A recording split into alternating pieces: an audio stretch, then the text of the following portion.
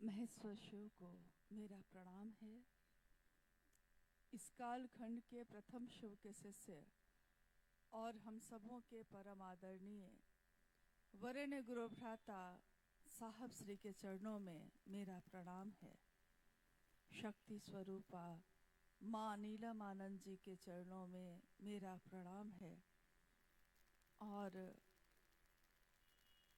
सूरत के इस कीम नामक स्थान पे उपस्थित आप सभी गुरु भाई गुरु बहन के चरणों में मेरा प्रणाम है, जो विभिन्न जगहों से आए हैं।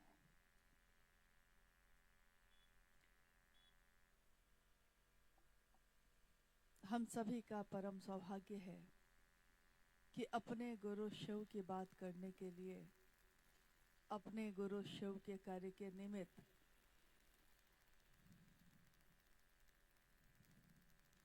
सूरत के इस स्थान पे आप भी आए, हम भी आए। अपने गुरु महादेव अपने साहब दीदी के साथ ही हम भी आए, आप भी आए। इससे पहले हमारा जीवन तो था, हमारे परिवार तो है, लेकिन हमारे और आपके बीच का जो रिश्ता है गुरु भाई और गुरु बहन का, इस रिश्ते को बनाने वाले, इस शिव शिष्यों के परिवार को बनाने वाले साहब और दीदी हर क्षण हर पल हमारे आपके साथ चल रहे हैं। हम ही उनके साथ चल रहे हैं, क्योंकि अभी आपने सुना कि ये आओ चलें शिव की ओर, ये सिर्फ एक वाक्य नहीं है, ये सिर्फ एक शब्द नहीं है। इस शब्द में भाव किसका है? इस शब्द में चलने का आवाहन किसका है? शब्द तो बहुत है दुनिया में, वाक्य बहुत हैं, लेकिन किस शब्द में, किस वाक्य में क्या भाव छुपा है, उसका परिणाम भी उसी पे निर्भर करता है। सन 1974 में जब साहब श्री ने शिव को अपना गुरु बनाया था,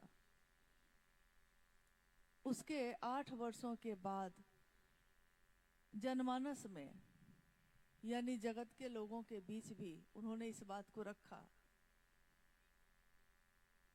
8 वर्षों तक उनको लगता रहा कि बहुत रहस्य की बात है, बहुत छुपी हुई बात है, क्योंकि और किसी को तो पता नहीं होगा, मुझको पता है। जब रखा, लोगों की प्रतिक्रिया ये थी कि हम जानते हैं कि महादेव गुरु हैं। साहब ने उस दिन पूछा लोगों से, आप कैसे जानते हैं? तो वहाँ मधेपुरा के कुछ लोगों ने उनसे कहा कि हुजूर, ये तो शास्त्रों में लिखा है, ये तो किताबों में लिखा है। साहब को बहुत आश्चर्य हुआ। उनको लगा कि जो चीजें किताबों में लिखी हैं हजारों वर्ष पहले से, वो सचमुच में क्यों नहीं हुआ, घटित क्यों नहीं हुआ, लोगों के जीवन में क्यों नहीं आया। तब उन्होंने पहली बार शास्त्र और ग्रंथ मंगाए और उन सब का अध्ययन किया। शिव को गुरु तो खुद ही मान लिया, लेकिन इसके प्रमाण,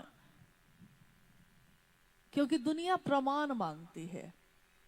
आप किसी से प्रेम करते हैं, आप किसी की सेवा करते हैं, लेकिन दुनिया उसके लिए भी प्रमाण मांगती है। सबूत क्या है? यानी उस दिन भी लोगों ने कहा कि सबूत तो है कि हमारे ऋषियों ने, मुनियों ने जो चीजें लिखी किताबों में, उसमें लिखा कि तुम ज्ञान देने के कारण शंकर हो। गुरु कैसा हो? शंकर रूपीनम हो, शंकर जैसा रूप हो उसका। शंकर कौन है? शिव कौन है?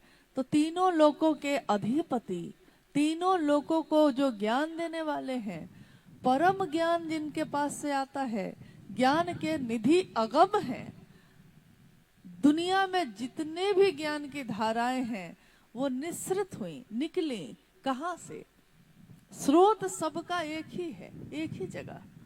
किसी ने कुछ नाम दिया, किसी ने कुछ नाम दिया, लेकिन ज्ञान की धारा एक ही है। भले उसकी बहुत सारी पतली पतली धाराएं निकली। साहब श्री हरिनानंद जी ने उसी शिव को अपना गुरु बनाने का आह्वान किया। उन्होंने दुनिया के लोगों को बिना किसी भेदभाव के, बिना कोई अंतर किए, जिसने भी चाहा शिव को अपना बनाना, उसको उन्होंने शिव सौंपा, शिव दिया। कोई भेद नहीं, कोई वर्गीकरण नहीं। गुरु और शिष्य परंपरा में गुरुओं की श्रेणी 3 मानी गई है, शिष्यों की श्रेणी भी 3 मानी गई है, गुरु, सदगुरु और जगत गुरु। तो स्वाभाविक है जब मास्टर 3 तरह का होगा तो विद्यार्थी भी 3 तरह का होगा। मास्टर 3 तरह का तो विद्यार्थी भी 3 तरह का।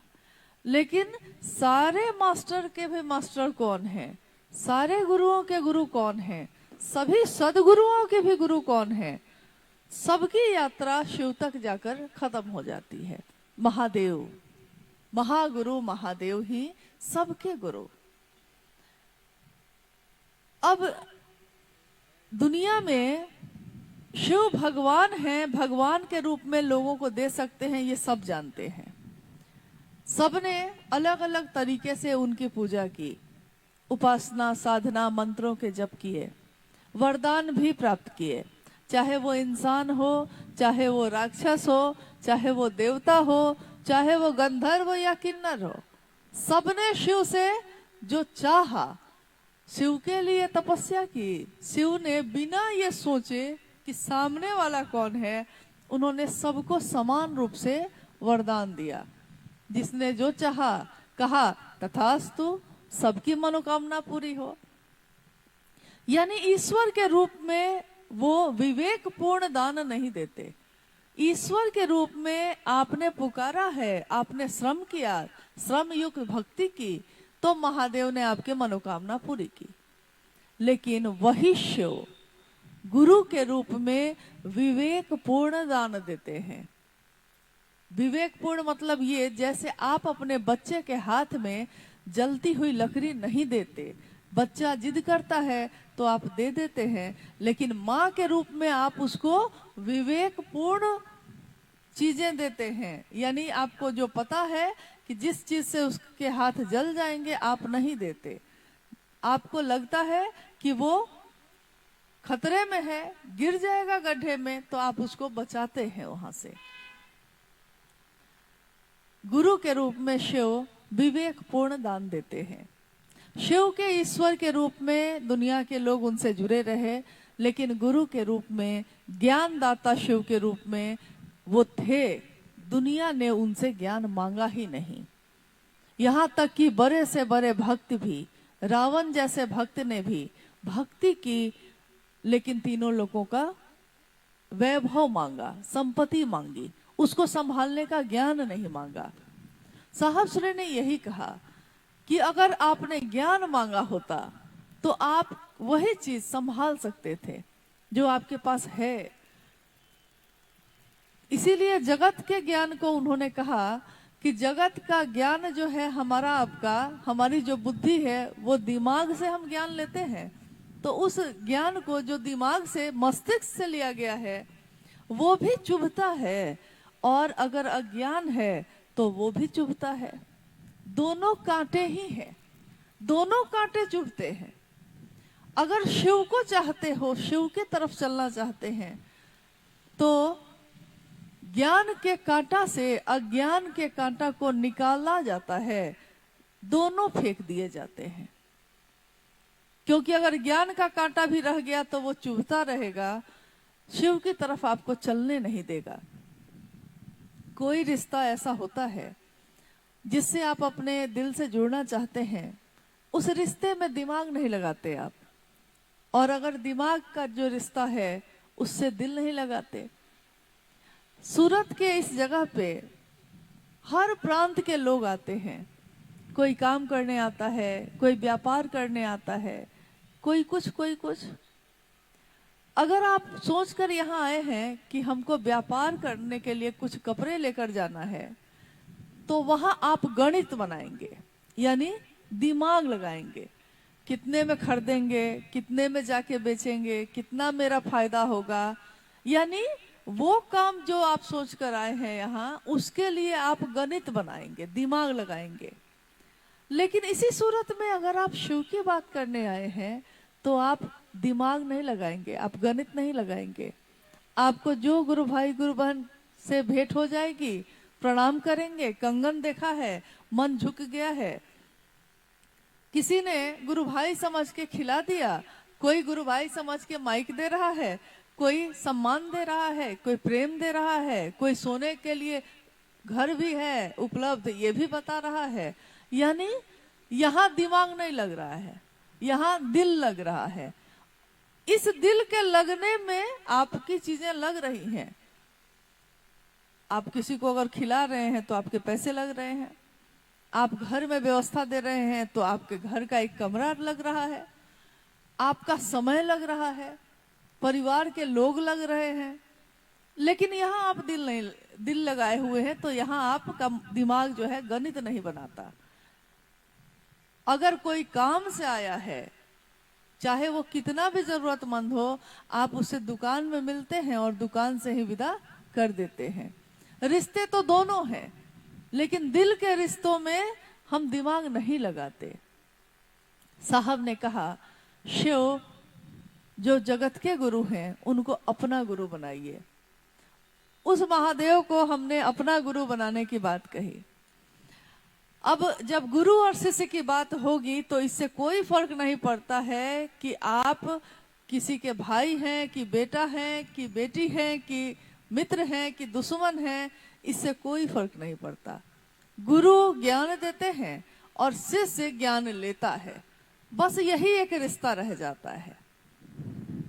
जिस तरह शिव के अनेक रूप हैं, लेकिन उस शिव से जिस रूप में हम जुड़े हैं उसी रूप का लाभ हमको मिलता है। शिव के भी अनेक रूप हैं। वो महादेव महाकाल भी है, लेकिन क्या हम महाकाल के रूप से जुड़े हैं? नहीं। इसलिए काल पे नियंत्रण है उनका, लेकिन काल के अधीन होकर भी हम महाकाल के रूप में उस महादेव को नहीं पुकार रहे। हम हैं उनके अधीन, तब भी उस रूप में नहीं पुकार रहे। महादेव जो मृत्युंजय कहलाते हैं, महामृत्युंजय, जीवन मृत्यु के चक्र से निकाल सकते हैं, लेकिन हम जीवन और मृत्यु के चक्र से निकलने के लिए उनको नहीं पुकार रहे। शिव की शिष्यता में वो महादेव किसी के पिता भी हैं, जो तस्वीरों में हम देखते हैं, जो शास्त्रों से हमने जाना है कि वो कार्तिकेय और गणेश के पिता भी हैं। लेकिन हम कार्तिकेय और गणेश के पिता से नहीं मिल रहे। हाँ, उस रूप में भी सम्मान है, उस रूप में भी पूजित है, लेकिन शिव के शिष्य शिव से शिष्य बनकर मिल रहे हैं। वो शिव जिनकी इच्छा से ऐसी कितनी दुनिया बनती है, रहती है और खत्म हो जाती है, वो शिव ज्ञान के निधि अगम, वो शिव जो सारे आवेश दुनिया के वहीं से निकलते हैं, आवेश रहित आवेश वाले शिव, जब हम शिष्य बनकर उनको पुकारते हैं तो वो शिव हमारे स्तर पे आकर और तब हमको ज्ञान देने की जिम्मेदारी वहन करते हैं। यानी अगर आवेश वाले शिव से आप जुड़ने चले हैं, संभव नहीं है। आप उस परिधि में जा रहे हैं जिसमें वो किसी के पिता हैं, आप उस परिधि में जा रहे हैं जहां माँ भगवती के, वो माँ भगवती ही उनकी अर्धांगिनी है। आप उस क्षेत्र में जा रहे हैं जहां वो अर्धनारीश्वर है, आप उसमें जा रहे हैं जहां वो रुद्र है, आप उसमें जा रहे हैं जहां वो पशुपति हैं। तब थोड़ा प्रवेश मुश्किल है, ठीक जैसे धरती पे होता है। धरती पे भी तो वैसे ही है। हमने अभी कहा हमारे वरेण्य गुरु भ्राता साहब श्री हरिंदानंद जी, शिव के शिष्य साहब हरिंदानंद जी के भी इस जगत में अनेक रूप हैं। आपके भी अनेक रूप हैं, मेरे भी अनेक रूप हैं। एक ही इंसान, एक ही व्यक्ति, उसके कितने रूप हैं। वो किसी का भाई, किसी का पति, किसी का बच्चा, किसी का पिता, किसी की माँ। एक ही व्यक्ति आप हैं, लेकिन एक ही समय में, एक ही सत्ता, एक साथ। अगर बच्चा बुलाता है तो आप माँ बन के जवाब देते हैं, पति ने बुलाया है तो पत्नी बन के जवाब दे रहे हैं। यानी जो आपसे जैसे जुड़ा है, आप उसको वैसा ही भाव बदले में लौटा रहे हैं।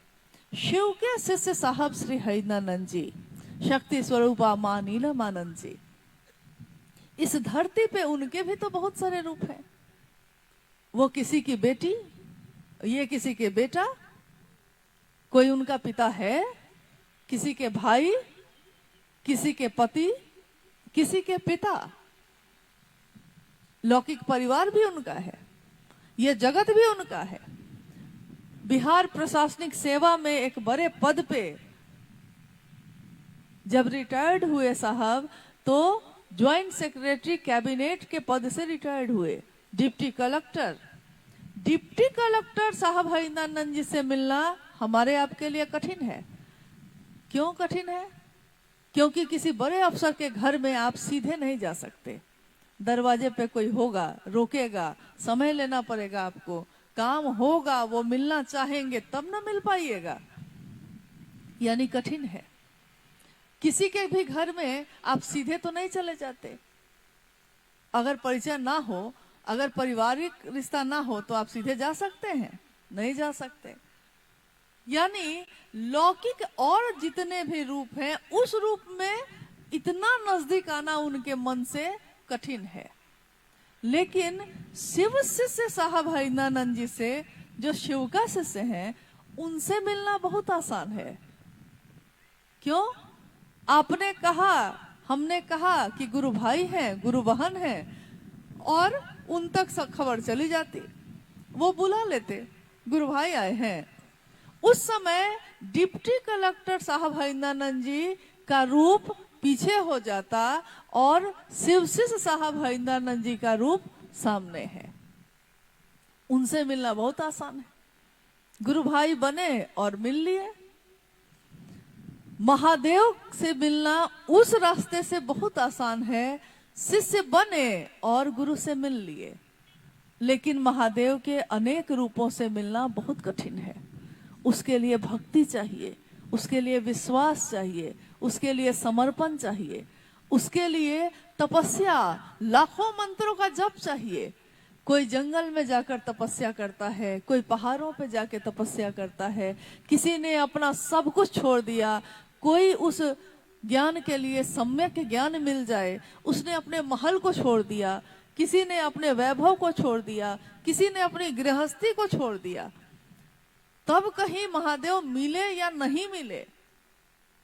लेकिन यहां तो साहब ने कहा कि आप चाहे जिस स्थिति में हैं, आप चाहे जो हैं, अमीर हैं, गरीब हैं, अलग अलग जातियों धर्मों में बटे हैं, लेकिन इंसान हैं, आप जीव हैं।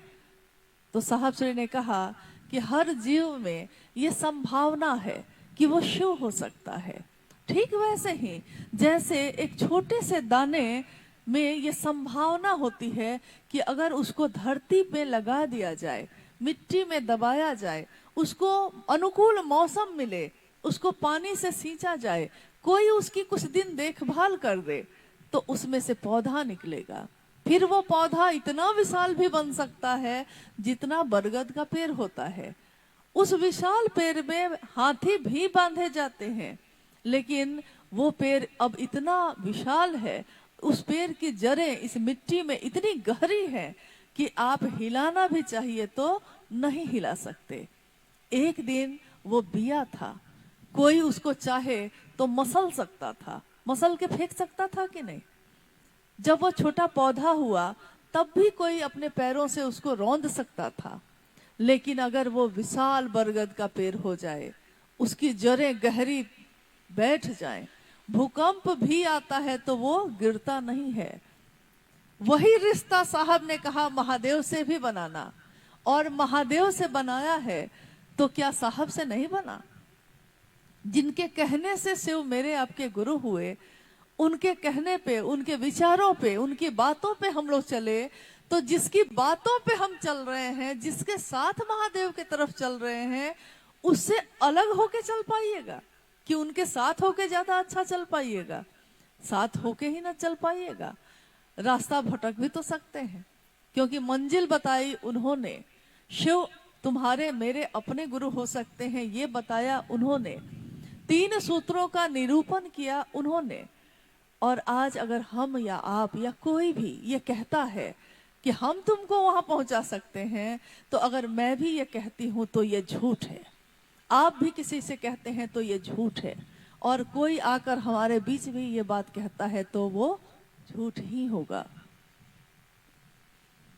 साहब ने साफ साफ कहा कि मुझ पे भी विश्वास ना हो तो कोई बात नहीं, मेरी बात पे भरोसा करना। महादेव पे भी विश्वास ना हो तो कोई बात नहीं, लेकिन महादेव गुरु हैं, इस बात का विश्वास करना।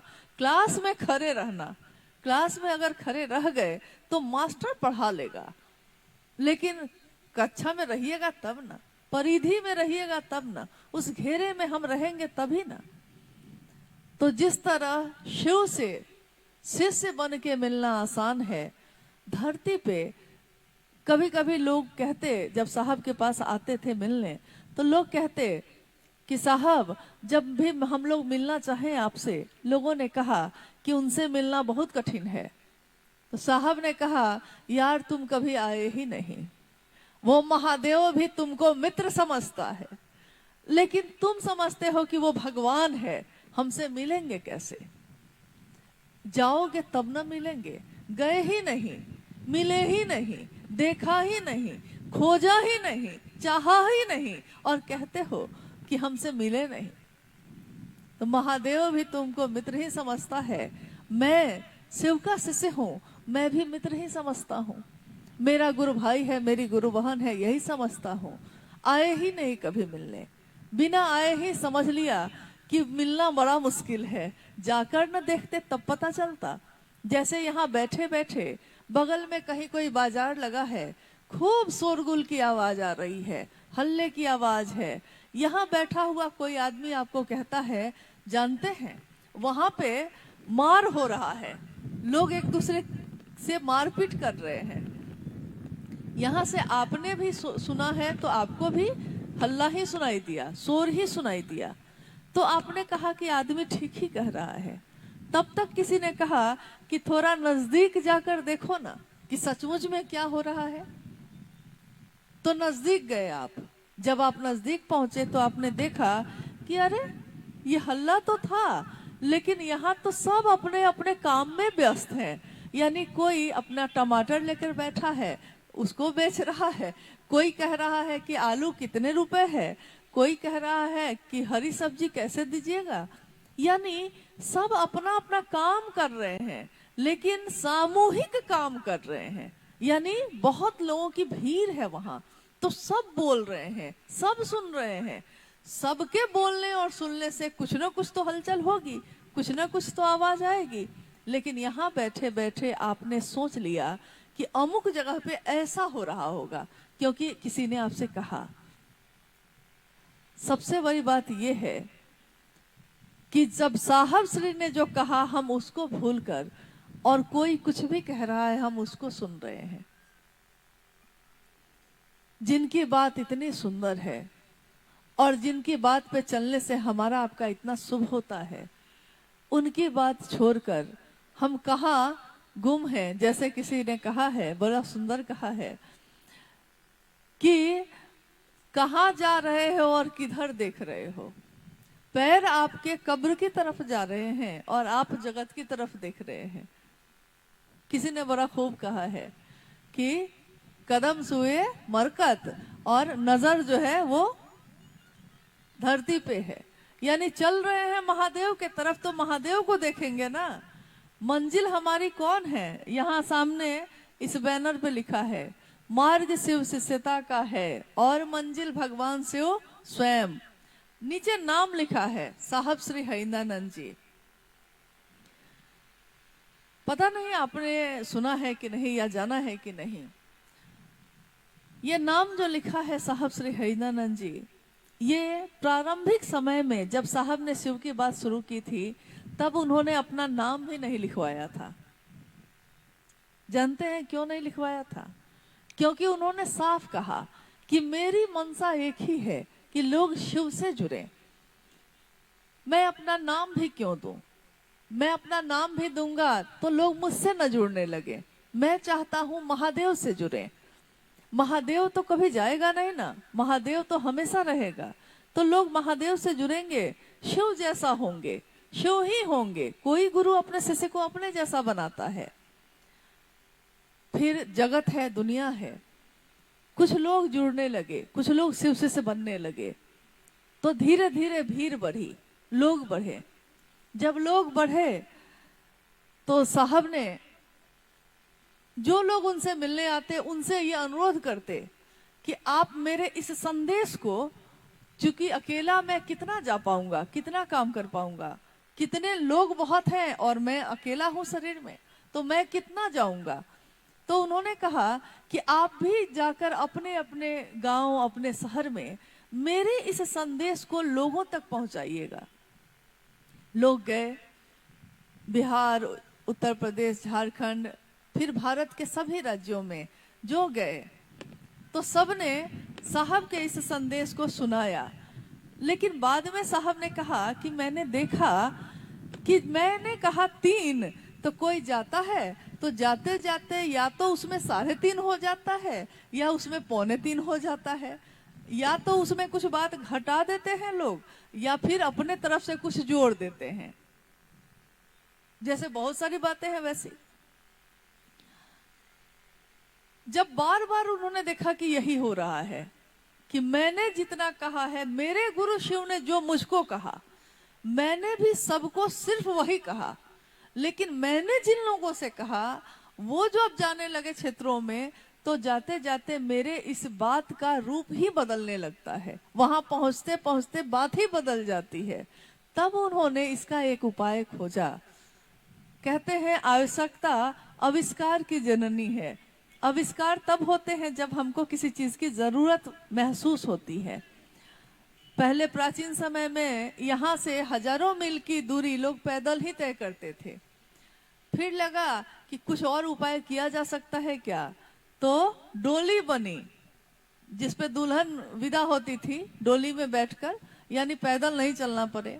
फिर बैलगाड़ी बना, फिर धीरे धीरे गाड़ियां बन गई, आज हवाई जहाज और रॉकेट है।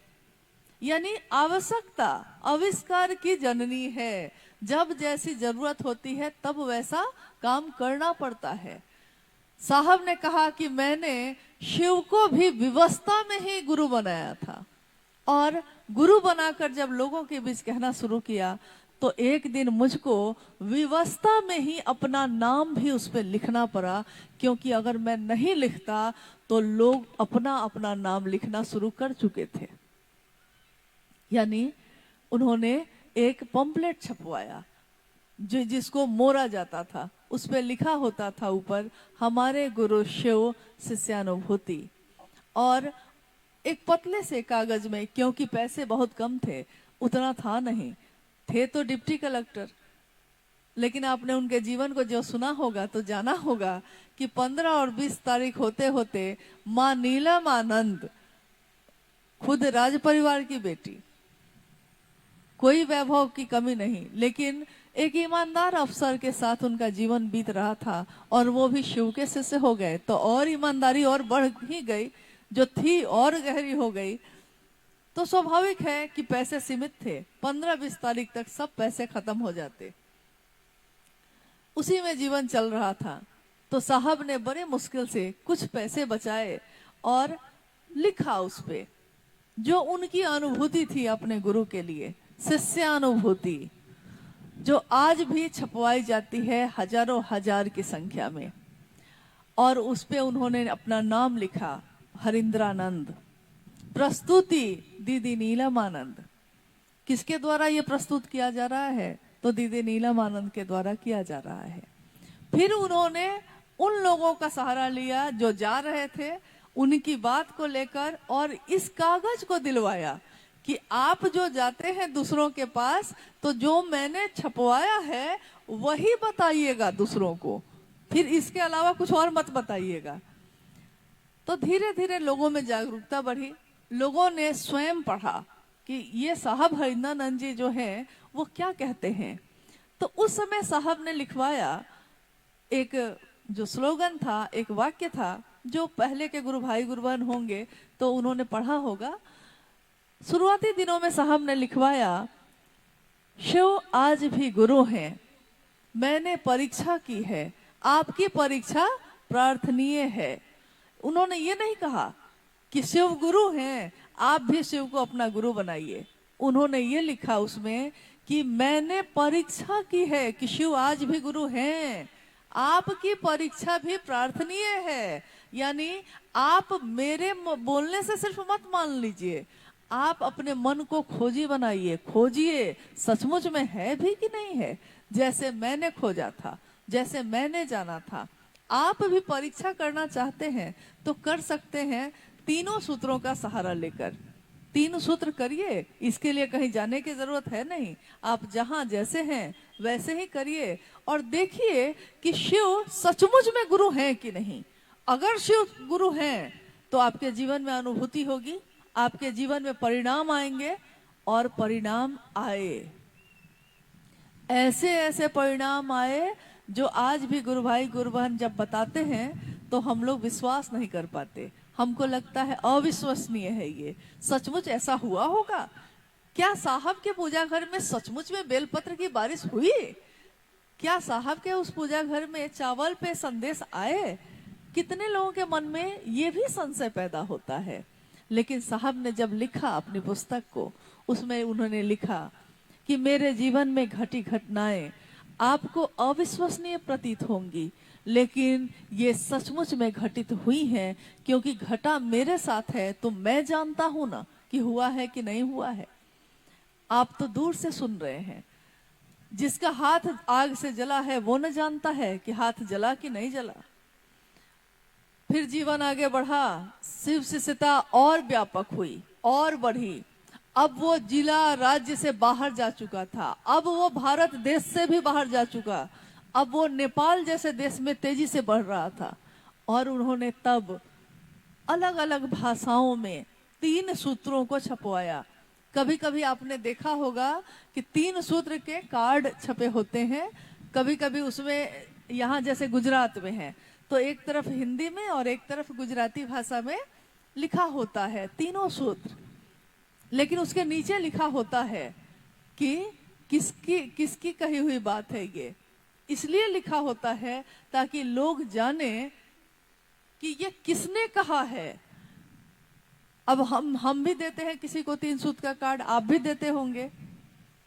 स्वाभाविक है, जो सामने रहता है आदमी उसको पकड़ता है, प्रत्यक्ष को ही पकड़ने का स्वभाव है हमारा, लेकिन जो सामने नहीं है हम उसको नहीं पकड़ पाते। मन से पकड़ने की बात कही उन्होंने। महादेव को भी मन से ही पकड़िएगा और जिसने ये संदेश भेजा है उसको भी मन से ही पकड़ पाइएगा। कोई भी जिसको आप अपना बनाते हैं वो शरीर से भी नजदीक हो या दूर हो या नहीं हो, लेकिन मन से ही उससे मिला जाता है। गुरु भी अगर शरीरधारी होंगे तब भी शिष्य अगर अपने मन को गुरु के मन से नहीं मिलाएगा तो उस गुरु से भी कुछ ज्ञान वो प्राप्त नहीं कर सकता। साहब ने फिर ये बातें आगे बढ़ाई और शिष्यानुभूति बाद में किताब की शक्ल में, किताब के रूप में, छोटी सी किताब के रूप में छापी गई। स्वाभाविक है, सन 1990 से ये किताब लोगों को मिल रही है, लेकिन इस किताब का मूल्य पैसे में साहब ने कभी नहीं लिया। किताब छपने में पैसे लगे।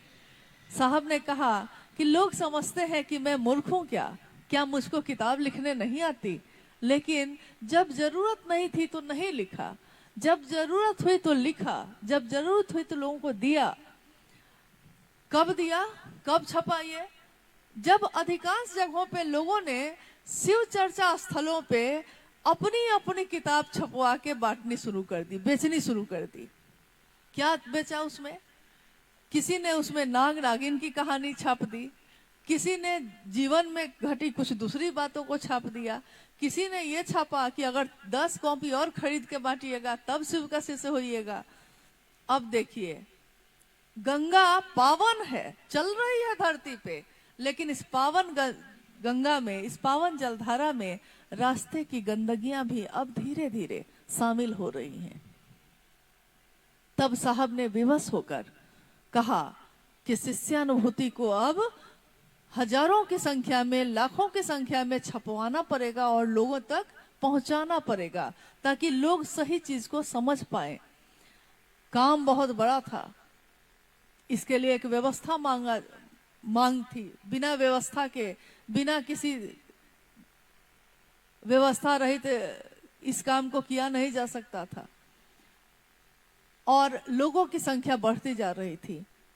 सन 2007 में उन्होंने एक संस्था और 2 न्यास की स्थापना की, लेकिन उन तीनों का मूल उद्देश्य उन्होंने साफ लिखा।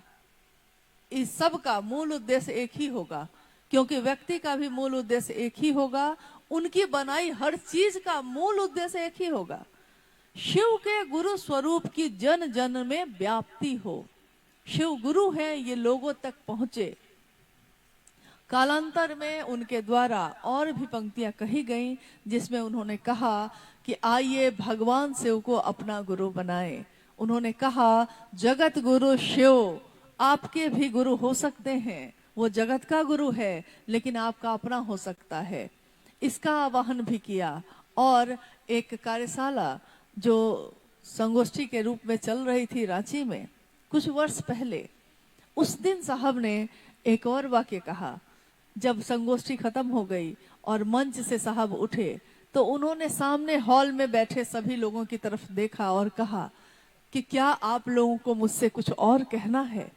क्योंकि सालों से मैं सुन ही रहा हूं, सालों से लोगों से मैंने कहा शिव को अपना बनाओ, शिव को अपना बनाओ, लेकिन सब अलग अलग कामना लेकर मुझ तक आते रहे।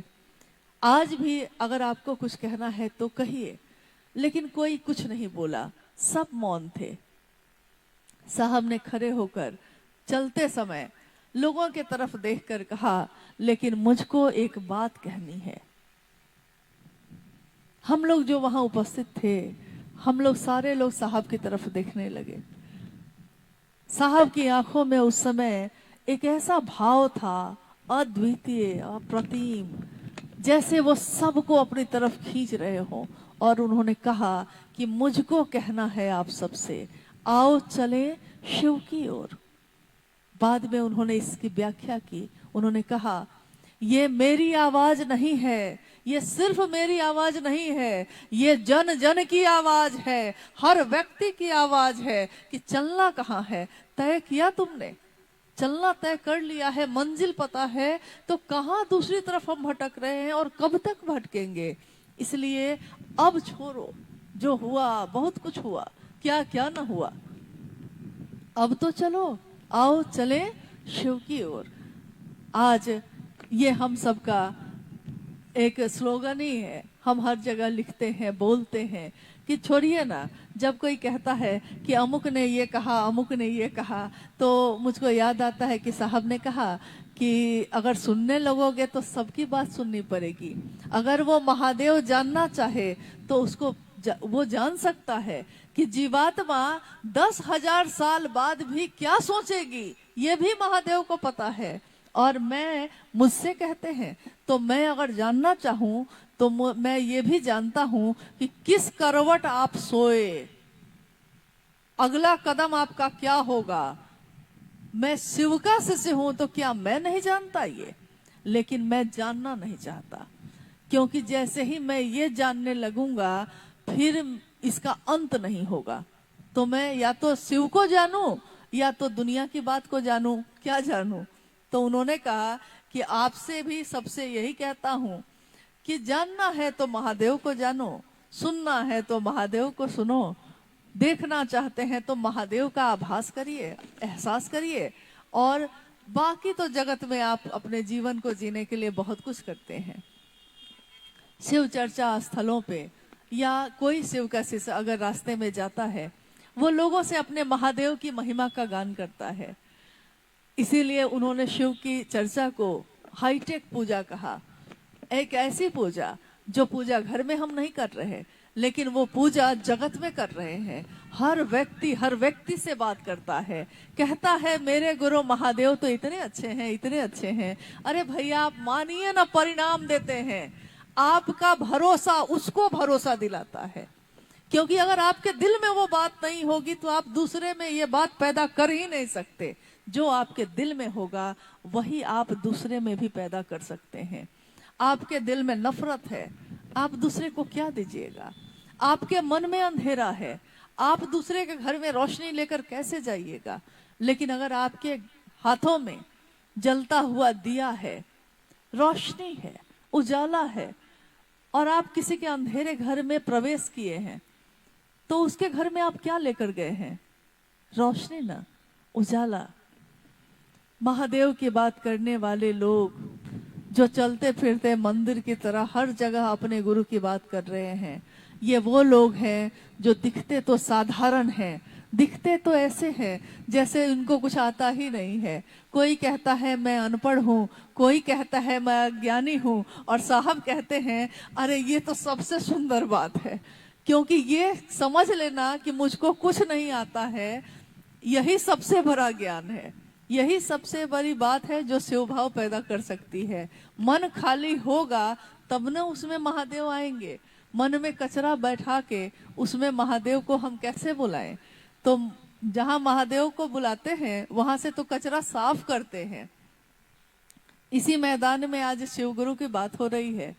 क्या ये मैदान इतना साफ रहा होगा? आप ही गुरु भाई गुरुवानों ने मिलकर इसको साफ किया होगा। किस लिए? कि मेरे गुरु शिव की बात होगी, मेरे गुरु शिव की बात होगी तो मैदान को साफ कर दिया, लेकिन मन को कब साफ करेंगे? किसका इंतजार है? साहब ने तो किया, और हमको आपको भी कहा कि जगत में रहो लेकिन जगत के बन के मत रह जाना। जीवन कब खत्म होगा कोई नहीं जानता। विश्वास तो करना ही पड़ता है किसी पे भी। सामने वाले की मनसा क्या है इस पे आपका कोई इख्तियार नहीं, आपका बस नहीं, लेकिन आपके मन में क्या है इस पे आपका बस है। दुनिया में तो हर जगह कुछ धोखे मिलते हैं, कुछ प्रेम भी मिलता है, कोई ठगता है, कोई साथ भी देता है, हर जगह। लेकिन आप भरोसा करते हैं, आप शिव मंदिरों में जाते हैं, आप उसमें दान पात्र में पैसे डालते हैं, आप सोचते भी नहीं कि इसका क्या होगा। आपको क्या पता? क्योंकि वहां आपने विश्वास किया, आपने महादेव को देखा, आपने ये नहीं देखा कि वहां कौन कौन बैठा था, क्या क्या किया। क्योंकि आपके मन ने महादेव के लिए कुछ करना चाहा है, कुछ करना चाहा है, तो जरूरी नहीं कि वो पैसे से किया जाता है। बहुत लोग को मैंने देखा कि वो झाड़ू उठाकर वहां पे सफाई ही करने लगते हैं, कि कुछ सेवा ही कर लेते हैं। सेवा यानी समर्पण। सेवा तभी आप कर सकते हैं किसी की जब समर्पण हो, झुकने की विधा हो। हम झुकेंगे तभी ना झाड़ू उठा पाएंगे, तभी ना झाड़ू लगा पाएंगे। झुकेंगे ही नहीं तो कैसे होगा ये?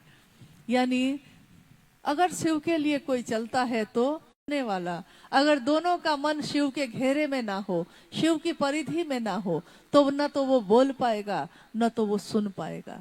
आप यहाँ बैठे हैं, आप बात सुन रहे हैं, साहब की ये बात है, हम लोग बोल रहे हैं, आप सुन रहे हैं। अगर आपका मन इस बात पे ना हो तो कितनी भी सुंदर बात हो, शरीर से सामने रह के भी आपके मन में वो नहीं जा पाएगा। आप किसी से बात करते हैं महादेव की और वो रुक जाता है, रुक जाता है यानी ठहर जाता है। आप सोचते हैं कि हम में कुछ बात है, बात तो महादेव में है। आपने नाम किसका लिया? आप नाम अपना लेकर देखिए तो, कि रुकिए भैया हम कमलावती, हम अपनी बात आपसे कुछ करना चाहते हैं, नहीं रुकेगा। कहेगा आप कौन? हम आपको पहचानते भी नहीं हैं। लेकिन जैसे ही आपके मुख से निकलता है कि भैया रुकिए, थोड़ा महादेव की बात कहनी है आपसे, महादेव की बात, मतलब वो रुकता है। उसको लगता है कि महादेव की क्या बात करनी है इसको।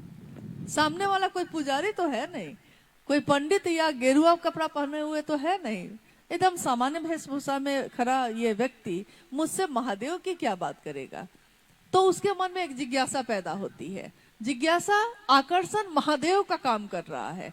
महादेव का नाम सुना उसने, हो सकता है उसको विश्वास हो सकता है वो विश्वास ना करता हो, लेकिन ये रुक गया। वो आपने उससे बात कही, अब आपने ये समझाने में अपनी सारी ऊर्जा लगा दी कि महादेव गुरु हैं, आप भी मान लीजिए महादेव गुरु हैं। 3 सूत्र करने से आपके गुरु सचमुच में हो जाएंगे भैया, आप विश्वास कीजिए ना, हो जाएंगे। आप करके तो देखिए ना।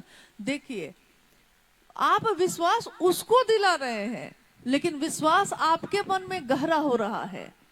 कितनी बार आपके साथ ऐसा हुआ होगा, हम सभी के साथ ऐसा होता है कि जब हम लोग शिव चर्चा करते हैं या शिव की बात करते हैं किसी से, तो सामने वाला तरह तरह के प्रश्न पूछता है, ऐसी ऐसी बात पूछता है। कोई कहता है महादेव का गुरु कौन है बताओ, कोई कहता है नमः शिवाय क्यों करें, ओम नमः शिवाय क्यों नहीं करें, कोई कहता है भगवान तो है ही, गुरु क्यों बनाए।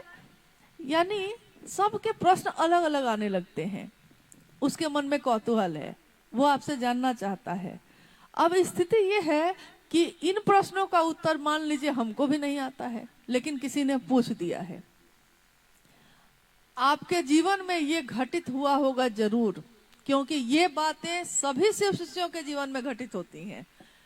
आपके मुंह से आपने महादेव से, आपका शरीर पसीने पसीने हो गया होगा, मुंह एकदम सूख गया, क्या बोलेंगे हम। तो महादेव से दया मांगी है आपने, पता नहीं महादेव क्या पूछेगा, ये पूछ दिया है। अब तो पूछ दिया है तो जवाब तो आपको देना पड़ेगा। यहाँ तो महादेव की प्रतिष्ठा का प्रश्न है, आपने महादेव की बात की है, प्रश्न का जवाब तो देना ही पड़ेगा। और आप ही हैं वो, खुद ऐसी जिज्ञासा का उत्तर देते हैं कि उत्तर देने के कुछ देर के बाद आप सोचने लगते हैं कि ये प्रश्न जो था इसका उत्तर हमको आता कैसे था, ये तो हम पढ़े ही नहीं थे कहीं, ये तो हम सुने ही नहीं थे कहीं। और आपने जो उत्तर दिया सामने वाला उसी से संतुष्ट हो गया, बोला हाँ समझ गए, ठीक है महादेव मेरे गुरु होंगे, ठीक है हम करेंगे, समझ गए। आप खुद आश्चर्य में है कि वो समझा कैसे, आप खुद आश्चर्य में है कि मैंने समझा कैसे लिया। ये किसकी ऊर्जा काम कर रही थी जिसने आपसे बुलवाया? ये कौन है जो बोलता है आपके माध्यम से, सबके माध्यम से? ये कौन है? साहब ने कहा कि अगर ये शरीर आपका, इसके सारे अंग बदल दिए जाए, दोनों हाथ बदल दिए जाए, दोनों पैर बदल दिया जाए, ये आंखें बदल दी जाए, ये त्वचा बदल दी जाए, शरीर का अंग अंग बदल दिया जाए, तब भी आप रहेंगे कि नहीं? तो जवाब आया कि हाँ रहेंगे। साहब ने कहा कि ये जो कहता है कि हाँ रहेंगे, ये कौन है जो बोलता है कि हाँ रहेंगे? ये वही है जो जीव में आया है तो जीवात्मा है, मनुष्य में आया है तो मनुष्यात्मा है, और परम सत्ता में गया है तो परमात्मा है। यानी ये अंश सब एक ही है, डिग्री का अंतर है, कोई परमात्मा है कोई अंश में है। दिए की लौ है, कोई सोना का है कोई चांदी का है कोई मिट्टी का है, दिया है, दिया अलग अलग है, उसकी खूबसूरती अलग अलग है, उसकी बनावट, उसमें कलाकारी अलग अलग की हुई है, लेकिन उसकी बत्ती जब जलती है, कोई माचिस से उस बत्ती को जब जलाता है, सोने का दिया, चांदी का, पीतल का, मिट्टी का, गोबर का दिया, लेकिन जलाने के बाद सबकी रोशनी तो एक ही है, रोशनी में तो कोई अंतर नहीं है। तो हम आप चाहे अच्छे हैं कि बुरे हैं, देवता हैं कि दानव हैं, नहीं मनुष्य हैं कि पशुवृत्ति में हैं, क्या है, लेकिन हम सबके अंदर जो जीवात्मा है, जो बोलता है, जो शिव की बात आज कर रहा है, बिना किसी शास्त्र को पढ़े, जे कहियो शास्त्रो पुराणों न पढ़ ले, हिंदी अंग्रेजी ने, मतलब जो शास्त्र और पुराण जिसने नहीं पढ़े कभी, जो हिंदी और अंग्रेजी भी नहीं जानता कभी, से चर्चा धुरझार करे छे 12 महीने में, मतलब से धुरझार, उत्साह से, प्रेम से, बोले जा रहा है। जो चुप थे अपने घरों में, जिनको बोलने नहीं आता था, जिनकी कोई पहचान नहीं थी, इसकी पत्नी, इसकी माँ, इसका भाई, लोग ये कहते थे। आज कहते हैं आप आइएगा तो थोड़ा महादेव की बात कर दीजिएगा, अमुक दीदी आएंगी, अमुक भैया आएंगे। ये पहचान किसने बना दी? हमें कौन जानता था तेरी बंदगी से पहले? कौन जानता था आपकी बंदगी से पहले महादेव? इतनी सुंदर दुनिया है, इतना सुंदर जीवन है, इतना सुंदर मन साहब ने बनाया। पहले तो नहीं था ये मन। हम सभी शिव से कितने भी कृतज्ञ होंगे, कितने भी झुकेंगे उस साहब के सामने, उस मां नीलम आनंद जी के सामने, हमारी कृतज्ञता कम ही होगी। वही बात साहब ने महादेव के लिए कही।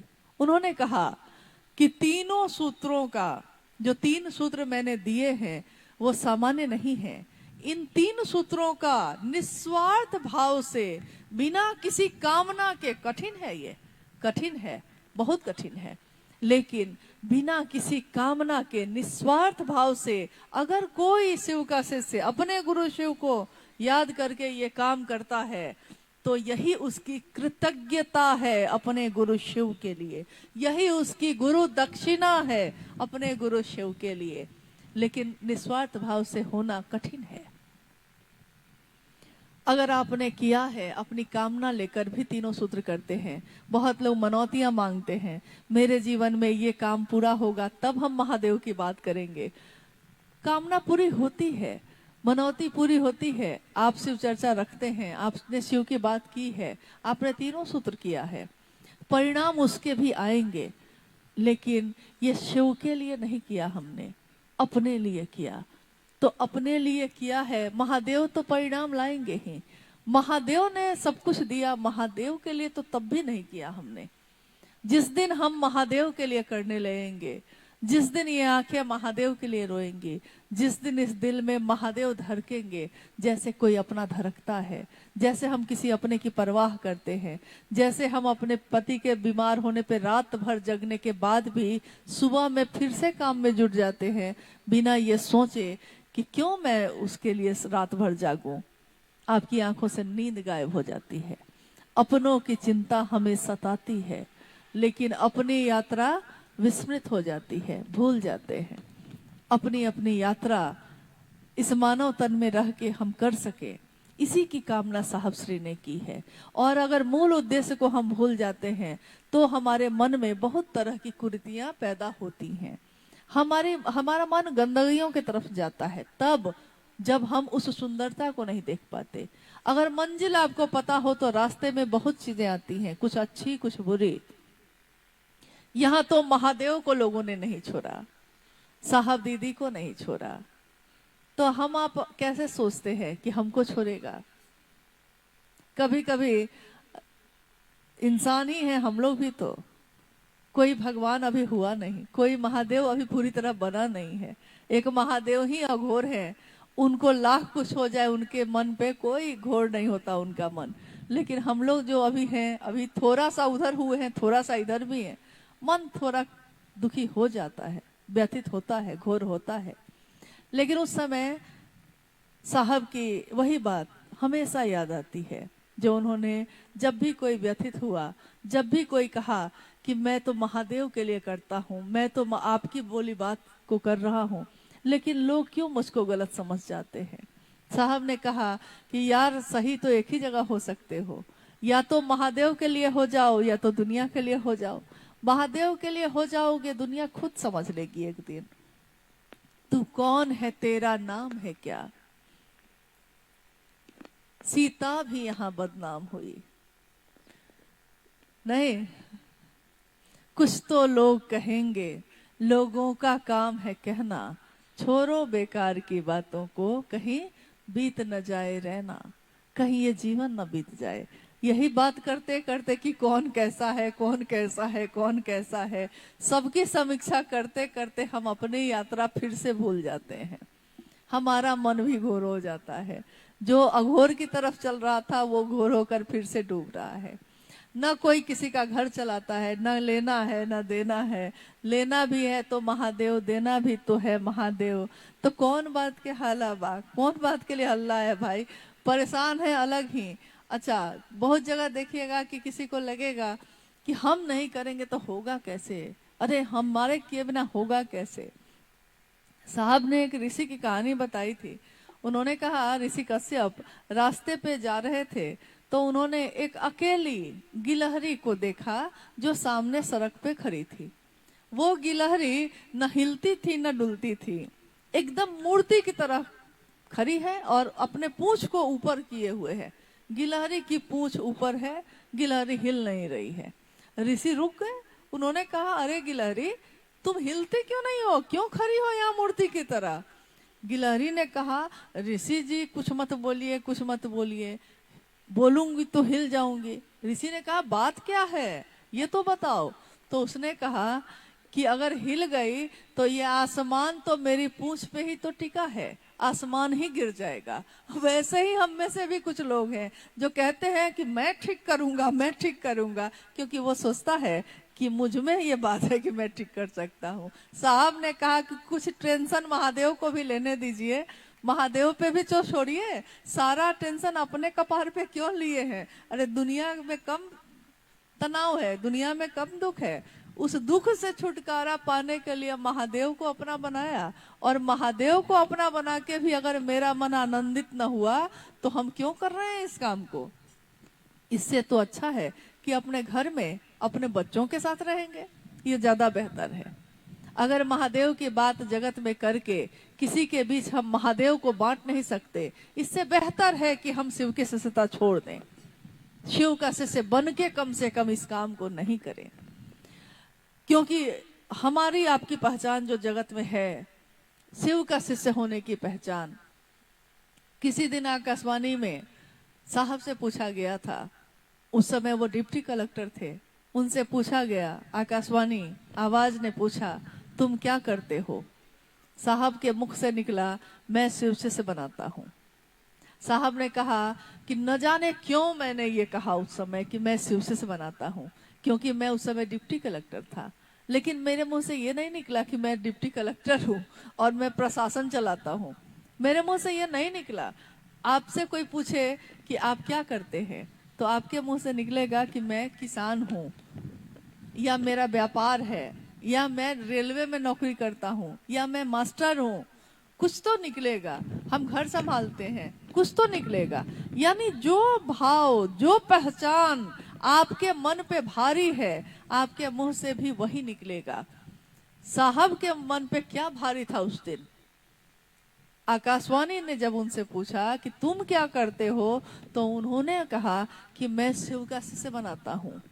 और ये बात उन्होंने बाद में कही कि जो आपके मन पे भारी होगा, आपके मुंह से वही निकलेगा। आप कौन हैं, तो हमारे मुंह से आज भी क्यों नहीं निकलता हम शिव के शिष्य हैं। शिव के शिष्यों से ही गुरु की पहचान होती है। किसी भी गुरु की पहचान उसके शिष्य से होती है। संत की ऊंचाई नहीं नापी जा सकती, लेकिन गुरु की ऊंचाई नापी जाती है। किससे? विद्यार्थी से। कौन मास्टर अच्छा है।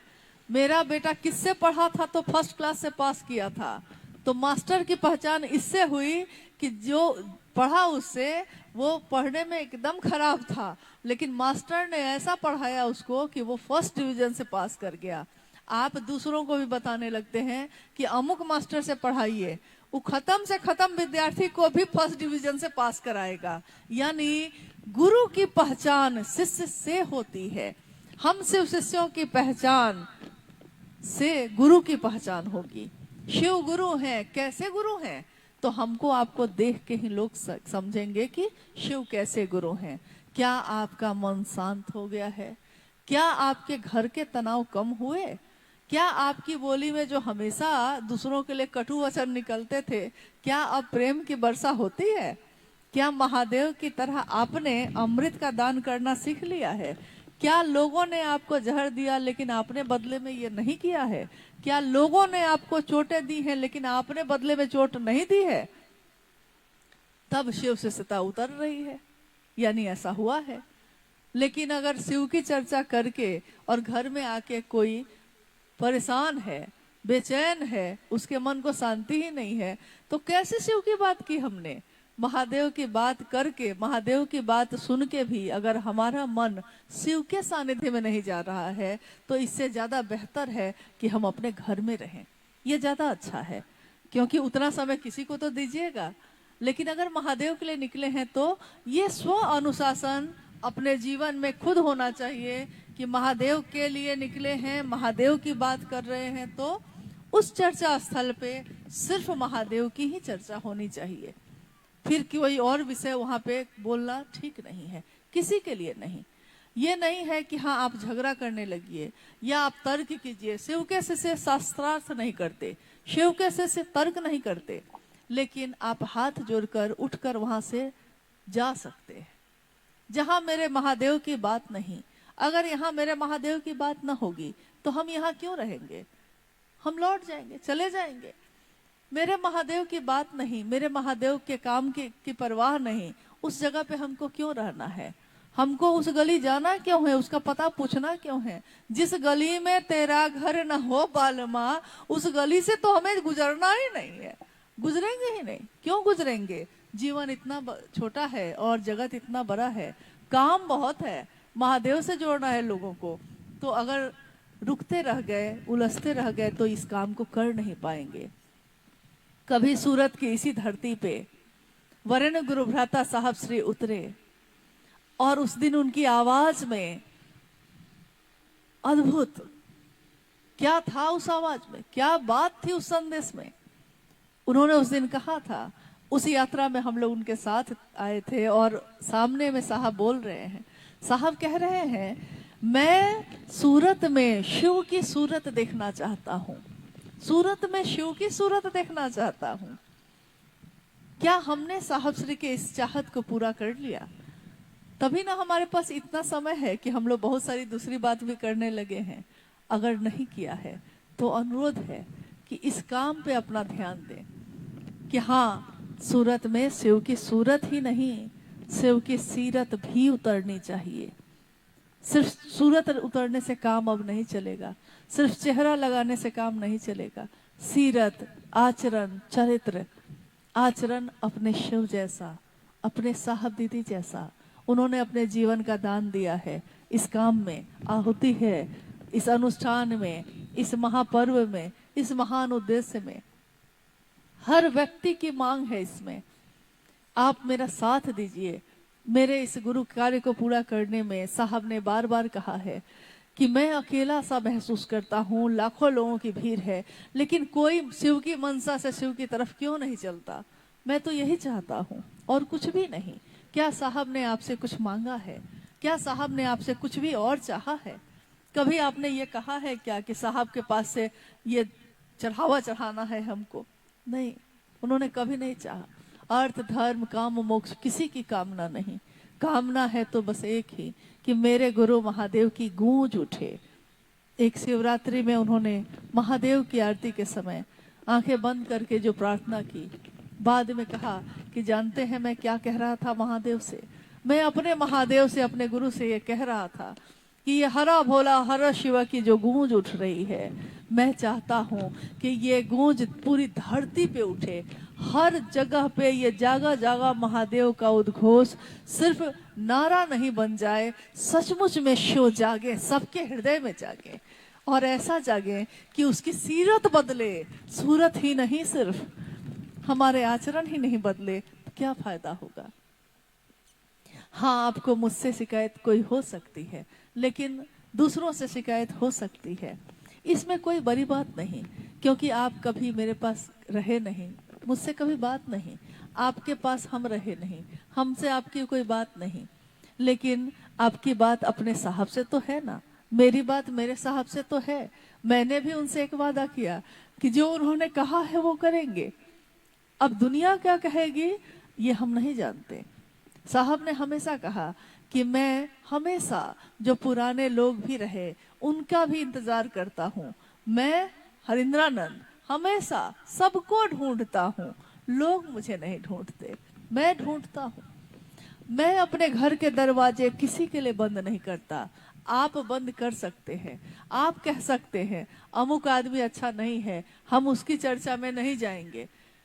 अब तुम मेरे पास आना प्रिय, मेरा दर खुला है, खुला ही रहेगा तुम्हारे लिए। अभी तुमको मेरी जरूरत नहीं, बहुत चाहने वाले मिल जाएंगे। अभी रूप का यानी खूब लोग है ना, सम्मान है, खूब हो रहा है, भैया दीदी भैया दीदी। अभी तुमको मेरी जरूरत नहीं, बहुत चाहने वाले मिल जाएंगे। अभी रूप का एक दरिया हो तुम, कमल जितने चाहोगे खिल जाएंगे। लेकिन दर्पण भी जब तुम्हें डराने लगे, जवानी भी दामन छुराने लगे, तब तुम मेरे पास आना प्रिय, मेरा दर खुला है, खुला ही रहेगा तुम्हारे लिए। साहब दीदी का दर सबके लिए खुला है, वो कभी बंद नहीं होगा। मेरे लिए है तो आपके लिए भी है। वो घर आपके लिए भी उतना ही है जितना मेरे लिए है। दुनिया का घर टूट भी जाएगा, एक दिन खंडहर भी हो जाएगा, लेकिन शिव शिष्यता का ये मंदिर जो उन्होंने हर दिल में स्थापित किया है, ये कभी खंडहर नहीं बनेगा। ये एक दिल से दूसरे दिल में जाता ही रहेगा। हम आने वाली पीढ़ियों को अपनी शिव शिष्यता की सौगात देते ही रहेंगे। आज तक माता पिता अपने बच्चों के लिए जमीन मकान रुपया पैसा हो, सजग होगा इस बात के लिए कि कहीं हम चौक चौराहे पे खड़े होकर कुछ ऐसा तो नहीं कर रहे कि लोग देखकर कहेंगे कि अरे यही ना था जो उस दिन महादेव की बात कर रहा था। और देखिए, सिर्फ शिव को चाहा आपने, लेकिन आपके सारे आचरण बदल गए। पहले कुछ भी बोलते थे, कितनी बार लोगों को कोई पान खाता है, कोई कुछ खाता है, लेकिन जैसे ही कोई कहता है कि आइए शिव चर्चा करिए, तो जल्दी से जाके पहले कुल्ला करता है। क्यों? क्योंकि उसको ये पता है कि इस तरह तरीका नहीं है। कोई कभी नशे में रहता, लेकिन शिव चर्चा में जाने लगा तो नशा छूट गया उससे। क्योंकि नशे में रहने वाला व्यक्ति अगर शिव चर्चा समाज में कर रहा है तो कोई कहेगा कि अरे ये क्या बात करेगा हमसे। पहले खुद का जीवन तो देख ले, पहले खुद में तो सुधार कर ले। आपने चाहा सिर्फ शिव को है, लेकिन शिव को चाहा है तो खुद बदल गए हैं। किसी एक को चाहने पे दूसरा बदल ही जाता है, क्योंकि अब वो नहीं रहता, अब वो जिसको उसने चाहा है वैसा हो जाता है। महादेव को गुरु बनाने वाले लोग, शिव के शिष्य, उनका कर्तव्य क्या होता है कि दूसरा भी शिव की तरफ चले। हमारे मन वचन या कर्म से कोई शिव की तरफ चलने से रुक नहीं जाए। ऐसा ना हो कोई आहत हो जाए, कोई घायल हो जाए, कोई रुक जाए, कोई छूट जाए। मेरी बोली से तो नहीं होना चाहिए ये, दूसरे क्या करेंगे इस पे मेरा बस नहीं। लेकिन अगर हम शिव के शिष्य हैं तो हमारा कर्तव्य ये है कि मेरे गुरु का काम, मेरे गुरु का नाम जिसमें भी रोशन हो, हम सबको वही काम करना चाहिए, बाकी नहीं करना चाहिए। कोशिश तो यही करनी चाहिए। शिव की शिष्यता क्या है, इसे विस्तार से समझाने का कष्ट करें। शिव की शिष्यता क्या है, और उसके साथ लिखा हुआ है विस्तार से बताइए। तो विस्तार से बताने में रात हो जाएगी, रात से फिर सुबह हो जाएगी क्योंकि प्रारंभिक दिनों में जब साहब शिव चर्चा शुरू करते तो उनके अंदर ये इतनी बेचैनी और इतनी ललक थी इस बात की कि वो बात करने लगते। माँ नीलम आनंद बैठी हैं, 10-20 लोग बैठे हुए हैं मधेपुरा में, और साहब शिव चर्चा कर रहे हैं। शिव कैसे हैं, शिव कैसे हैं, ऐसे हैं वैसे हैं, बताते बताते कब कितना घंटा बीत जाता पता ही नहीं चलता। और वो कहते कि नीलम जरा चाय बनवाइएगा क्या। तो माँ कहती कि पहले थोड़ा सा मुंह धो लीजिए क्योंकि सूर्योदय हो गया है। तो शिव की शिष्यता यानी एक असीम अंतहीन अविरल प्रवाह है। एक बार डूबे हैं तो डूबते ही चले जाइएगा, फिर इससे बाहर न निकलने की इच्छा होगी, न निकल पाइएगा, निकल ही नहीं पाइएगा, इच्छा ही नहीं होगी, इच्छा ही खत्म हो जाएगी। सांसारिक रिश्तों में भी ये भाव आता है, सांसारिक रिश्तों में भी, जिससे भी आपका मन प्रेम करता है। हो सकता है आपके पति से हो सकता है पत्नी से हो सकता है बच्चे से हो, माँ बाप से भी होते हैं, किसी ऐसे व्यक्ति से भी होते हैं जिससे पारिवारिक कोई रिश्ता नहीं, किसी से प्रेम होता है, एक क्षण में हो जाता है। अब जो है आप उसके बाद अपने जीवन में किसी से प्रेम हो गया है, आपको मन प्रेम करता है, हृदय प्रेम करता है, शरीर से आप कहीं भी हैं। इसी में एक बार हुआ था, उस समय साहब 2003 में रांची में थे। एक गुरु बहन अपने बेटा की बात लेकर माँ नीलमानंद जी के पास आई। तो उन गुरु बहन ने कहा माँ से कि दीदी, मेरा बेटा को पता नहीं कुछ ऊपरी कुछ आ गया है, लगता है, हम बहुत चिंता में हैं। माँ ने पूछा उससे कि क्या हुआ है, तो उसने कहा कि वो ना आईना के सामने खड़ा होके भी मुस्कुराता रहता है, खाना भी खाता रहता है तो अपने अपने मुस्कुराने लगता है, कुछ हमको पता नहीं चलता है, हमको लग रहा है या तो उसका दिमाग खराब हो गया है कुछ, या तो कोई ऊपरी चक्कर आ गया है उसके ऊपर। माँ हंसने लगी। उन्होंने कहा कि अच्छा देखो, कुछ दिन देख लो, अगर नहीं होगा तो डॉक्टर से दिखाना, लेकिन कुछ दिन बाद फिर आके बताना हमको कि क्या क्या स्थिति है, ठीक है कि नहीं। कुछ दिन बाद वो गुरु बहन आई। माँ ने पूछा कि बेटा अब कैसा है, तो माँ ने कहा कि बेटा कैसा है, तो उस गुरु बहन ने कहा कि जी पता चल न गया बीमारी क्या थी। माँ ने पूछा क्या बीमारी थी, तो एक लड़की से प्रेम करता है, हमेशा उसी के ध्यान में डूबा रहता है। देखिए, एक लड़की से प्रेम ने उसके मन को ऐसा डुबाया कि माँ बैठी है तो खा भी रहा है तो मुस्कुरा रहा है ध्यान में उसी की। जैसे मजनू चलने लगा तो कहा उसने कि पत्तों में भी लैला दिखाई देती है, इस रास्ते पे भी लैला दिखाई देती है।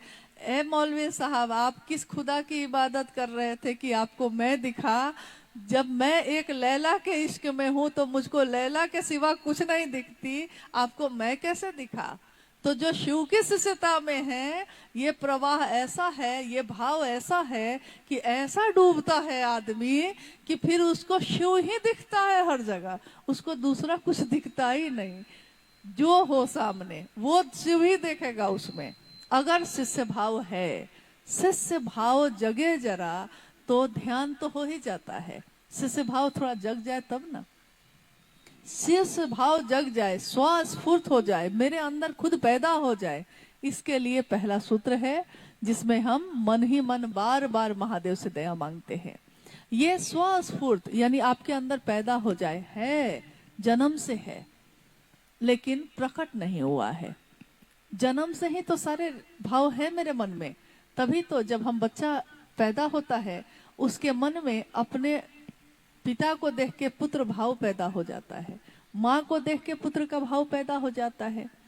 बड़ा होता है, पत्नी आती है, पत्नी जब आई नहीं थी तब तक पति भाव सोया हुआ था, पता चला कि इसे विवाह होना है, पति भाव प्रकट हो गया, था तो जन्म से ही, लेकिन जब सामने वो रिश्ता आया तो उसके अंदर सोया हुआ वो भाव प्रकट हो गया, यानी पति का भाव। पता चला है कि माँ बनने वाले हैं, माँ का भाव था तो जन्म से ही था, सोया हुआ था। जैसे ही खबर आई, डॉक्टर ने कहा कि माँ बनने वाले हैं, पुत्र को पुत्री को तो अभी देखा भी नहीं, अभी तो 9 महीने बाद देखना है, लेकिन माँ का भाव प्रकट हो गया, पिता का भाव प्रकट हो गया।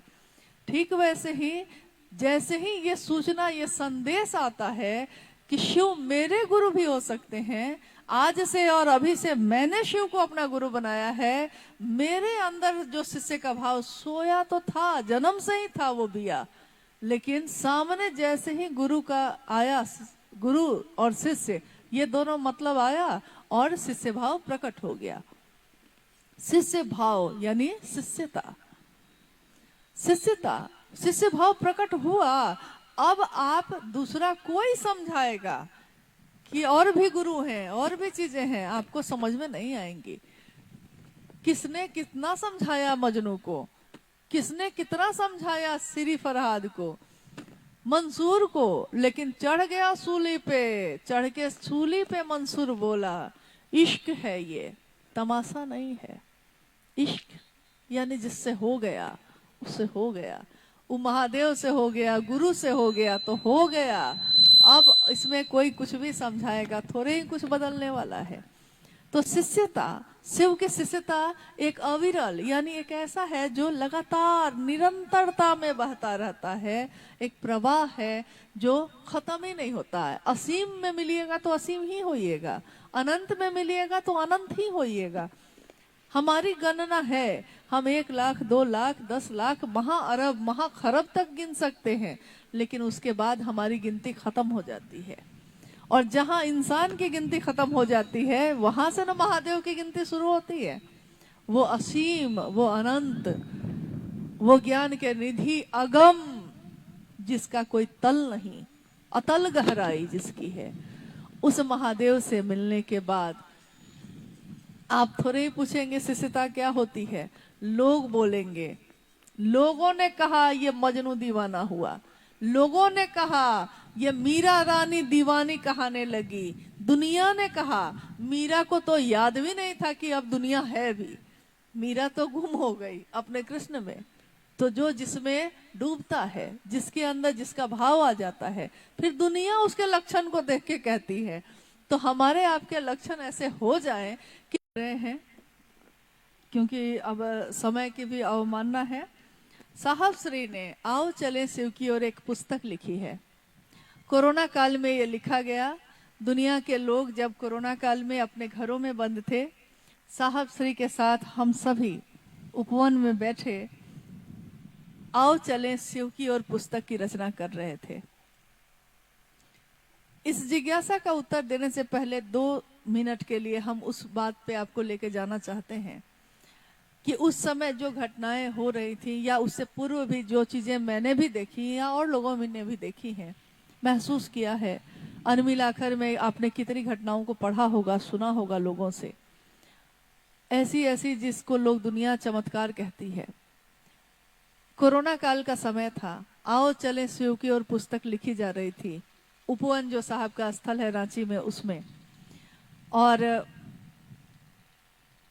सुबह सुबह कौन हरी सब्जियों का झोला रख के चला जाता था दरवाजे के बाहर, ये पता ही नहीं चलता था। जब सारी दुकानें बंद थी, महादेव की असीम दया से और साहब के सानिध्य से हम लोग को हरी सब्जियां उपलब्ध हो रही थी। और साहब वहां पैसा रखवा देते थे कि भाई पैसा रखवा दो, बिना पैसे के तो मैं किसी से कुछ नहीं ले सकता। खैर, एक तरफ तो ये हो रहा था, एक तरफ किताब लिखी जा रही थी, साहब बोल रहे थे, कोई लिख रहा था, और एक प्रिंटर था रखा हुआ। कंप्यूटर और प्रिंटर होता है ना, प्रिंट जिससे करते हैं हम लोग कागज को, प्रिंटर था रखा हुआ। साहब ने कहा कि मैं बोलता जा रहा हूं, जो मैं कह रहा हूं लिखते जाओ, टाइप करो और निकालो, तब ना किताब लिखी जाती है। किताब लिखने में बहुत मेहनत होती है, ये हम लोगों ने उस समय अनुभूत किया। हुआ ये कि एक दिन वो प्रिंटर चलते चलते बंद हो गया। मशीन है वो। मेरा अनुरोध है कि जो अभी बता रहे हैं आपको उस पर थोड़ा ध्यान दीजिएगा। वो मशीन है, वो प्रिंटर है। मशीन में जान नहीं होती, मशीन में संवेदना नहीं होती। वो तो मशीन है ना, पुर्जा से बना हुआ लोहा का। बंद हो गई, प्रिंटर काम करना बंद कर दिया। सब लोग परेशान होकर उसको ठीक करने की कोशिश किए, नहीं ठीक हो पाया। साहब जो सामने सोफा पे बैठे थे और सामने टेबल पे, छोटे टेबल पे प्रिंटर रखा हुआ था, साहब ने उस प्रिंटर की तरफ देखते हुए गहरी सोच में चुपचाप देख रहे हैं। काम बंद हो गया, एक ही प्रिंटर था, काम बंद हो गया, बाहर जा नहीं सकते थे। साहब ने उसको देखते हुए कहा, यार तुमने भी साथ छोड़ दिया मशीन को, प्रिंटर को। सच्चाई है कि हम लोग हंसने लगे कि प्रिंटर को कह रहे हैं। सारे लोग कहने लगे साहब प्रिंटर को कह रहे हैं। और साहब ने क्या कहा उसको, यार तुमने भी साथ छोड़ दिया। कुछ देर के बाद साहब ने कहा कि गौतम जरा इसको फिर से बना के देखो तो। और फिर से उस प्रिंटर पे जब कागज लगाया गया तो वो प्रिंटर तब से चल ही रहा है, अभी तक दोबारा बनाने की जरूरत नहीं पड़ी। मुझको लगा उस समय, और आज भी लगता है, हर समय ये लगता है कि कभी ऐसा हुआ कि दरभंगा में मच्छर आया तो मच्छर वाली घटना हो गई, कभी कश्मीर साहब गए तो वहां खटमल था, वो उनकी बात सुन के चला गया, कभी ये प्रिंटर प्रिंटर जो बंद था ठीक ही नहीं हुआ और साहब ने कहा वो चलने लगा। जब एक मशीन पे, एक मच्छर, एक खटमल जैसे चीजों पे, एक सांड पे, एक बैल पे, एक जानवर पे भी साहब श्री हरिनानंद जी की बात का ये असर है, तो हम शिव से जो हैं, हम इंसान हैं, जीवित हैं, संवेदना है हमारे अंदर, दिल है हमारे अंदर, हम पे साहब की वो मुहर, वो छाप क्यों नहीं पड़ी, ये हमको शिव के सिवा कुछ भी याद नहीं आए। ऐसा हम लोगों के साथ क्यों नहीं हुआ? क्योंकि हमने उसकी छाप को लिया ही नहीं, हमने अपने मन को उनके रंग में रंगा ही नहीं, ऐसी चुनरी हमारे अंदर आई नहीं जिसको रंगरेज से कहें हम कि ऐसी रंग दे कि रंग ना ही छूटे, ये हमने साहब से कभी कहा ही नहीं। मेरा अनुरोध है कि अपने साहब से ये कहिएगा कि मेरे आपके मन को ऐसा रंगे महादेव के रंग में कि फिर किसी का रंग उस पर चढ़े नहीं। होली के पर्व पे जिस तरह कभी कभी ऐसा पेंट आजकल आने लगा है कि उसको लोग चेहरे पे लगा ले, अगर बदल देना, जो राजा था उसको उतार दिया और दूसरे को राजा बना दिया। कभी आप सुनते होंगे कि कभी सेना ने विद्रोह कर दिया, तो जो राजा की परंपरा थी वो खत्म हो गई, अब सेनापति उस पे बैठा हुआ है, यानी क्रांति। उसमें गोलियां चलती हैं, बंदूक चलती है, तलवारें चलती हैं, एक दूसरे का कत्ल करते हैं लोग, एक सत्ता हटती है दूसरी सत्ता आती है, इसको कहते हैं क्रांति। जागरण क्या है? जागरण सामान्य शब्दों में हम समझते हैं जागरण मतलब कि जैसे हम लोग नव दुर्गा की पूजा जब होती है तो हम लोग कभी कभी दुर्गा का जागरण करते हैं, कभी काली का जागरण करते हैं, यानी जागरण मतलब हम लोग समझते हैं कि गीत भजन और रात भर जगे रहना, यही है जागरण। साहब ने जागरण शब्द की ये व्याख्या नहीं की। जागरण यानी जो सोए थे सो जग गए। जग गए मतलब सिर्फ आंखों से नहीं जगे, सजग हो गए, आपका हृदय ही जग गया शिव के लिए। ये जागा जागा महादेव का जो जयघोष है, ये शिव का अंश जो हमारे आपके अंदर सोया है उसके जागरण के लिए है। यानी जाग जाना, आंखों से नहीं, अपनी चेतना का जग जाना। मेरी जो परम चेतना है, जो अंदर, जो मैंने अभी कहा कि साहब ने कहा कि ये जो तुम्हारे अंदर से बोलता है ये कौन है, उसका जग जाना, उसका ये सोच लेना कि मैं यहाँ क्यों आया, किस लिए आया हूँ।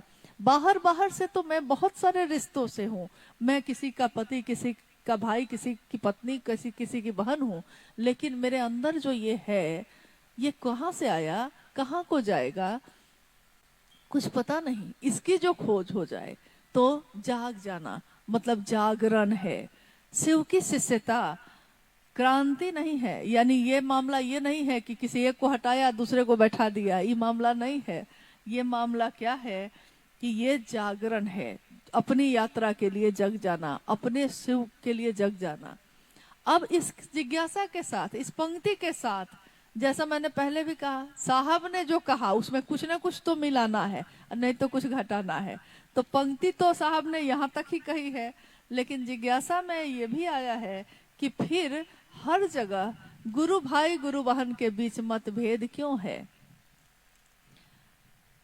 तो मेरी अपनी अनुभूति जो है, अपने दिल से जानिए दूसरे का भी हाल, तो मेरी अनुभूति ये है कि अगर आपने सोचा है कि ये आपका गुरु भाई है तो उससे आपका मतभेद होगा ही नहीं। आपने सोचा है कि ये गुरु बहन है तो उससे कैसे मतभेद होगा? विचार मिल नहीं सकते हैं, ये चलेगा। अपनी बहन है मेरी, ये मेरी बहन है, हम लोग उसे झगड़ा भी कर लेते हैं लेकिन रहते उसी घर में हैं और उसी के साथ हाथ में हाथ डाल के फिर घूमते रहते हैं। बहन मेरी, भाई मेरा, गुरु भाई, यानी गुरु भी है इसमें और वो भाई भी है मेरा, गुरु बहन। तो जैसे ही ये शब्द हम किसी के लिए कहते हैं, इसका अर्थ है कि वो मेरा अपना है।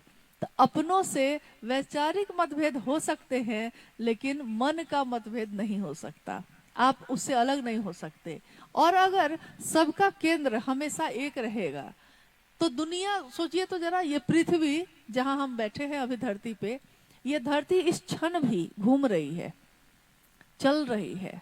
ये धरती भी तो चलायमान है, लेकिन इसका एक केंद्र है, एक केंद्र यानी जिसकी धुरी पे वो घूम रही है। अब इस धरती में बहुत चीजें हैं, असंख्य चीजें, इसी में सागर भी है, इसी में सारे पेड़ पौधे भी हैं, इसी में जगत के सारे पशु और जानवर और पंछी भी हैं, सब हैं इस पे। लेकिन एक केंद्र है तो धुरी चल रही है, चल रही है, चल रही है। शिव शिष्यता का केंद्र हमेशा गुरु होते हैं। अगर शिव मेरे केंद्र में होंगे, मेरा मन अगर शिव को अपने केंद्र में रखेगा, तो हमको किसी से भी मतभेद नहीं होगा। हाँ, ये लग सकता है कि भैया ये काम ऐसे नहीं, ऐसे होना चाहिए, दीदी ये काम ऐसा नहीं, ऐसा होना चाहिए, लेकिन हम उससे झगड़ा नहीं करने लगेंगे, क्योंकि मेरा भाई ही तो है, नहीं समझा है, समझा लेंगे, बात कर लेंगे। काम जब बड़ा होता है, लोग ज्यादा होते हैं, तो कभी इधर बर्तन बजेगा, कभी इधर बर्तन बजेगा, मतलब कि 4 लोग घर में रहते हैं तो बर्तन बजने लगता है। अब सोचिए, लाखों शिव शिष्य जिस परिवार में रहते हैं, उसमें बर्तन बजेगा कि क्या बजेगा, सोच लीजिए, क्या क्या ना बजेगा। लेकिन परिवार फिर भी परिवार ही रहेगा, शिव शिष्यों का परिवार।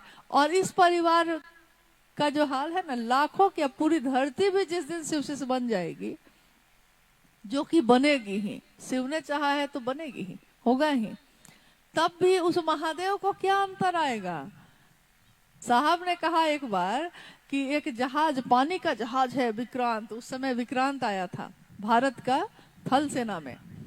तो साहब ने कहा कि विक्रांत जैसा जहाज हो, पानी में चल रहा हो, 4 हवाई जहाज उस पर उतरता हो, 4 हवाई जहाज उस पर से उड़ जाता हो, इतना बड़ा है पानी का जहाज, और उस पे 5 करोड़ मच्छर बैठ गए हैं।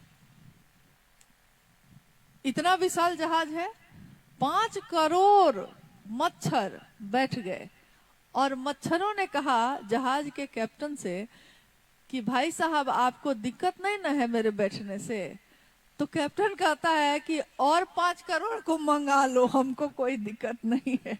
शिव शिष्यों के परिवार में लाखों करोड़ लोग आते ही रहेंगे, महादेव के परिवार को इससे कोई फर्क नहीं पड़ेगा, जितना आना है आते जाओ, आते जाओ, परिवार तो परिवार ही रहेगा, रहेगा ही रहेगा।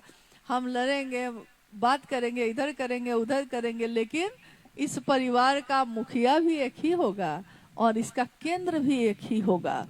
चाहे लोग जो चाहे कोशिश कर ले, लेकिन मुझको याद है साहब ने कहा है कि शिव शिष्यता में ऐसा नहीं होगा कि 2 भाग 3 भाग होगा। शिव शिष्यता सबको एक करेगी, क्योंकि शिव एक हैं, तो वो सबको एक करेंगे ही करेंगे। इसलिए अपने गुरु पे विश्वास रखिए, और विश्वास नहीं भी रखिएगा तब भी होगा यही जो उन्होंने चाहा है, जो उन्होंने किया है। और गुजरात के इस पूरे राज्य में इतना खूबसूरत है, ये कितना सुंदर है, प्रेम और भक्ति की तो धारा बहती है। उस धारा में रहने वाले लोग जब शिव से जुड़ेंगे तो शिव की शिष्यता और कितनी सुंदर है।